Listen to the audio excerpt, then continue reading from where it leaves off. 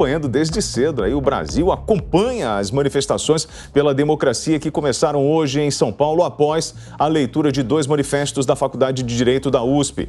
A Carta a Brasileiras e aos Brasileiros em Defesa do Estado Democrático de Direito foi elaborada por juristas e aberta a assinaturas de toda a população. No início deste programa, o documento já tinha mais de 900 mil signatários. Já o Manifesto em Defesa da Democracia e da Justiça foi articulado pela Fiesp e assinado por mais de 100 entidades, incluindo sindicatos, universidades e grupos de empresas e bancos. Tivemos também manifestações no Rio de Janeiro, na PUC e em várias outras unidades nos estados da federação. E a pergunta da nossa produção é a seguinte. Pergunta, 2 pontos. A nossa democracia precisa de defesa, Marco Antônio? Bem, William, eu acho que eu contei só no vídeo que você passou uma centena, talvez milhares de máscaras, muita mortadela, porque tava, um monte de sindicalista, sindicato, bandeira de partido, uma coisa horrível. O que mais? A pergunta que fica, tem alguém que é contra a democracia? A resposta é simples. É que nem aquela vez que o padre Fábio de Mello foi no programa do Jô Soares com a bandeira, com a camiseta "Somos todos contra a pedofilia". Todo mundo é contra a pedofilia, menos um grupo de malucos esquerdistas que hoje defende pedofilia como se fosse uma espécie de doença e não uma transgressão, um crime, um absurdo. Então você vê nessa movimentação de alguns ungidos da USP que acabam contaminando esse meio acadêmico, e a gente sabe disso, Eu vou dar aqui o datamarco para o Piperno, ele já está acostumado, porque é uma realidade. 90% desse ambiente intelectual, talvez 95%, é contaminado por uma visão esquerdista.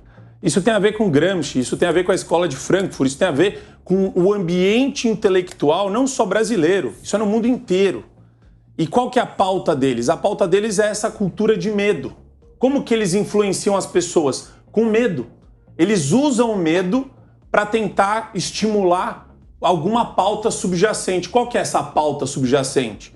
Olha só, um é perigoso, e a gente tem aqui aquele cara que comandou um partido político, com um braço de ferro, com um punho de ferro, e conseguiu gerar o maior esquema de corrupção da história mundial, nos últimos anos que a gente viu. Então é um discurso ridículo, é enfadonho, quer dizer, é uma espécie de bolha desses intelectuais e de alguns membros de partido e sindicato que ficam batendo palma. Você pode responder a pergunta, democracia brasileira precisa de defesa? Não, tá bom. Eu fui procurar até mortadela, o significado, que eu fiquei procurando. Falei, cadê que eu tinha essa imagem lá, Piperno? E essa imagem, por exemplo, dos partidos, sindicatos, bandeiras, isso não faz parte do processo democrático? E a história da mortadela é um enchido, um embutido feito de carne de bovinos, suínos, de aves e de cubos de gordura. Você viu isso lá? Boa tarde mais uma vez, William. Um abraço à nossa audiência. É claro que não, isso é uma bobagem. Isso é um deboche nervoso da extrema-direita assustada, porque ela sim coloca a nossa democracia em xeque, como, aliás, historicamente ela faz. Porque a nossa extrema-direita violenta, predatória, golpista, ela, por exemplo, já colocou a democracia desse país em xeque muitas vezes. Nas décadas de 40, na de 50, quando tentou, inclusive, impedir a posse do presidente Juscelino, em 60, quando ela deu o golpe, em 70, em 80, quando ela lutou contra a redemocratização, contra as diretas já. Então, é óbvio que a sociedade tem que ficar sempre muito alerta. E aí não é uma questão... Quando eu falo sociedade, eu não estou me referindo, obviamente, a partidos políticos. Eles até fazem parte disso. Mas hoje, por exemplo, foi um evento convocado pela Fiesp, o outro por advogados, juristas e tal, que acabou, inclusive, incluindo muitas outras entidades, muitas representações de estudantes, sindicais, de setores de comércio, da agricultura, esses presentes lá na Fiesp. Então é óbvio que foi uma manifestação que conversou com muitos setores da sociedade civil, mas, sobretudo, uma manifestação que, infelizmente, acende a luz amarela. Porque estivéssemos nós vivendo um período de normalidade democrática, sem que um grupo tivesse, de forma rasteira e abjeta, ameaçando as nossas conquistas democráticas, movimentos como esse, manifestações como essas que a gente testemunha hoje, não teriam ocorrido e seriam absolutamente fora de tempo, espaço e contexto. Mas, infelizmente, as ameaças que a gente tem testemunhado não nos deixam acender realmente todos os nossos alertas. Quais são as ameaças? Você pode dizer, você então está me dizendo que existe um plano para implantar a ditadura no Brasil? Esse é um dos levantes? Existem sim tentativas de atentados contra a nossa democracia. Eu sempre digo aqui que, inclusive, a gente tem... Só um. Deixa eu só, antes disso, só fazer um recorte que você falou em pedofilia. Então, o único político que eu conheço hoje que está sendo processado por pedofilia é um vereador do Rio de Janeiro, que é de um partido da base do presidente da República. Mas, voltando então à questão dos atentados, você citou, você relacionou de forma leviana a esquerda à pedofilia. E eu estou te falando que... Isso é pauta. Eu estou te falando que... Estou te falando, ninguém defende pedofilia. Ninguém, isso é leviano e maldoso e irresponsável. Leviano, maldoso e irresponsável, então, você associar a esquerda a isso. Leviana, maldoso e irresponsável. Eu repito, por isso que eu digo que o único político brasileiro que vocês conhecem que esteja sendo processado por pedofilia é um vereador do Rio de Janeiro, brother, amigão da turma do presidente da República. A única coisa que eu tenho para falar para o Piperno, infelizmente, é que eu vou fornecer para ele as matérias e as reportagens que mostram isso de maneira categórica. Eu entendo você não ter refletido sobre isso, porque isso não aparece na Piauí, isso não aparece na Folha, isso não aparece nesses meios de comunicação. Não, aparece em blog sujo. Invenção em blog sujo é comum. Agora, existe um debate muito sério no mundo inteiro sobre isso. Debate sério que só reúne a extrema-direita. Não. Isso. Obviamente, é um debate abjeto, porque é um debate de gente abjeta. Agora, o Piperno foge do grande tema do assunto, que é... Na verdade, ele não foge, ele ataca de maneira até ostensiva, né? Ele fala em extrema-direita, predatória, abjeta, golpista. Isso. Por quê? É que nem E tem história. Isso daí é o equivalente, William, a um animal acuado, né? Eles estão vendo que vão perder, já não tem a população e que provavelmente vão perder a eleição. E o que você faz? Né? A situação natural, da natureza humana, animalesca, qual que é? Atacar. E como que eles instrumentalizam esse ataque? Por meio do medo. Eles querem usar o medo para mobilizar a população. É simples assim.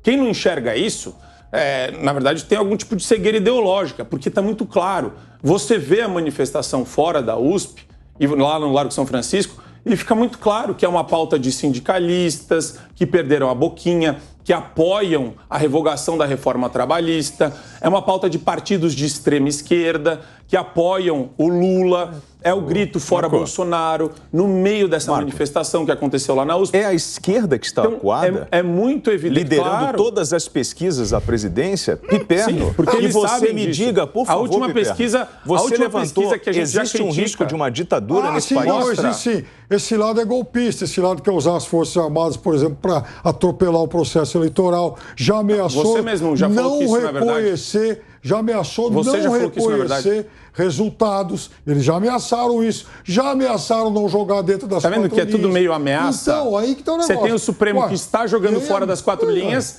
e ele vira e fala ameaça. Não tem nada provado e é tudo subjetivo. Olha que bizarro. A gente está numa discussão de loucos aqui. Parece uma discussão entre pessoas que não se escutam. O Piperno se nega a reconhecer o que está acontecendo hoje no Brasil. É um negacionista da realidade. Eu estou reconhecendo. E ele tem esse problema porque tem um bando de golpistas salafrários que tentam, inclusive, falam em ruptura institucional. Ninguém fala isso. Opa! Você não está vendo isso em lugar algum. Citou. Me fala então. Me dá uma fonte oficial. O quê? Você quer agora uma assinatura? Eu quero uma fonte oficial. O ano passado, no 7 de setembro... Me dá uma fonte oficial. O ano passado, no 7 de setembro, a gente viu, por exemplo, o presidente da República ameaçando não jogar dentro das quatro linhas. Como que ele ameaçou? Fala pra gente. Fala aqui dizendo, inclusive, que o presidente do TSE era um canalha. Aliás, o ministro Alexandre de Moraes era um canalha. Na época ele não era do TSE, aí, depois... Ele não era o presidente, mas já fazia parte da corte. Era vice. Então, exatamente, já fazia parte da corte. E aí, então, ameaçando não jogar dentro das 4 linhas. Ora, se não tiver um processo eleitoral que a gente confia, eu não sei se vamos reconhecer os resultados e tal. Que isso? Isso não é jogar fora das 4 linhas. Isso é normal. Eu posso ser injustiçado e falar, olha, eu não vou coadunar, não vou aplaudir uma coisa que eu acho que tem algum tipo de problema. Eu não confio no pleito, eu não confio no escrutínio eleitoral. Qual o problema de falar isso, Piperno? Isso, não confie. Eu sou um cidadão, eu não confio. E aí, você tem todo, qual que é o problema? Você tem todo eu quero mais fiscalização e eu quero mais transparência. Você tem todo o direito de desconfiar. Claro que eu tenho. Vamos lá. Só que você é obrigado pela Constituição e o presidente a respeitar.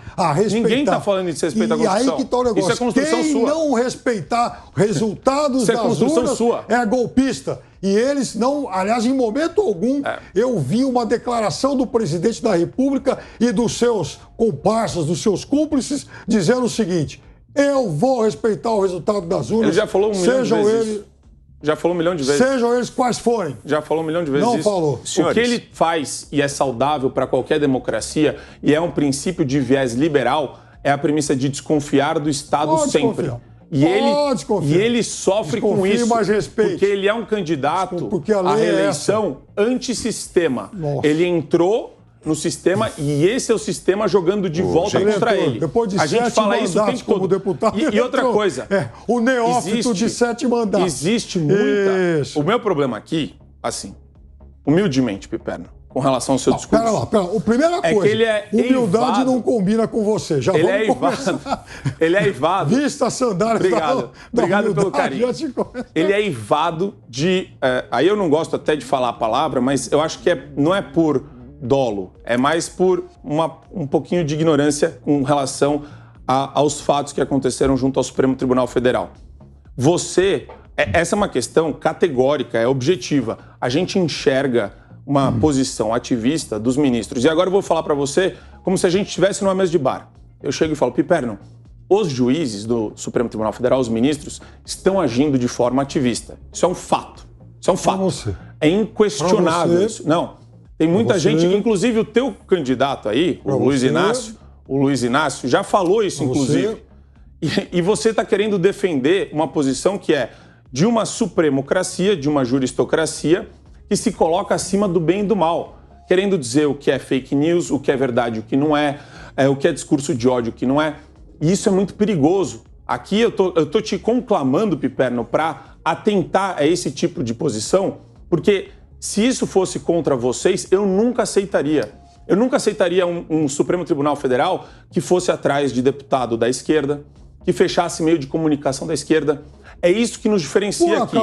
Isso que diferencia a postura do que você chama de extrema-direita golpista da sua posição, que eu achava que era moderada, mas eu tô vendo que você é um extremista. Porque a Bolsonete aqui, que inclusive me chamou de ignorante... Não, eu queria que a Bolsonete que me chamou de ignorante, não existe ignorante no bom sentido, o Bolsonete. É de ignorar. Inclusive, você ignora fatos. Eu não vi a Bolsonete em momento algum defendendo, por exemplo, o Portal 247, que teve vídeos suspensos pelo YouTube, né? Porque a extrema-direita não faz isso. A extrema-direita Bolsonete tem, inclusive, uma indignação seletiva que todo mundo conhece. Eu acho errado. Eu não acho que tinha nem que desmonetizar.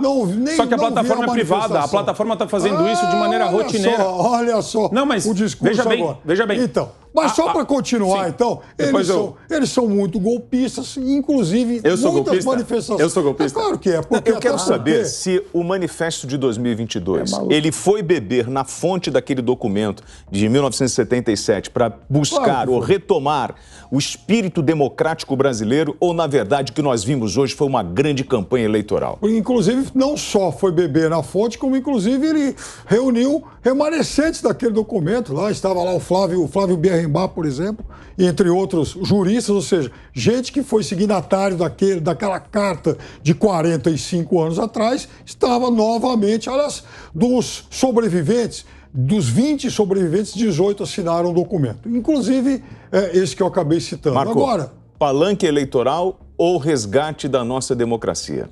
Então, se eu sou a Bolsonarete, a gente tem aqui a Lulete, travestida de Cirete. É Cirete que vai virar Lulete depois. Original. Mas eu tenho que fazer uma equivalência, pelo menos. E você ainda é Pinochet também. Mas aqui o problema do Fábio é o seguinte, do Piperno.